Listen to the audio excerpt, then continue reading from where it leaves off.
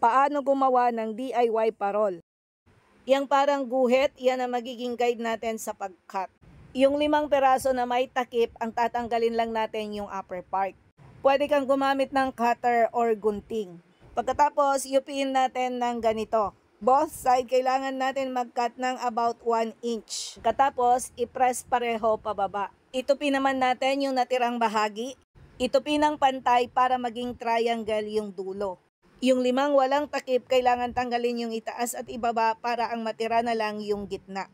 Tupiin ito mabuti at hatiin sa 5 strips. Mas maganda kung guhitan mo para mayroon kang guide. Pagsamasamahin natin yung 5 strips para makagawa tayo ng bulaklak. Talian natin ito ng cable tie.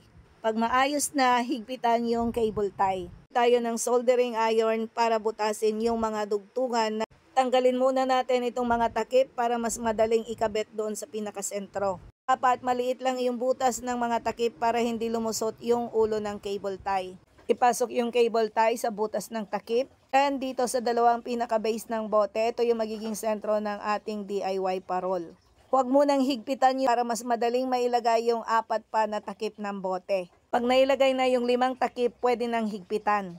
Ngayon, idugtong na natin. Ibalik natin yung mga bote. Ngayon naman, idugtong natin yung parang mga flap na kinunting natin kanina gamit ang cable tie.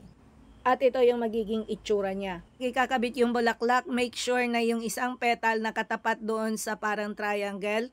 Then yung left and right side, yun ang lalagyan ng cable tie. Duran, malapit na siyang matapos. Pagdikit ng garland, make sure na nakalitaw pa rin yung pinakagitna para mas maganda.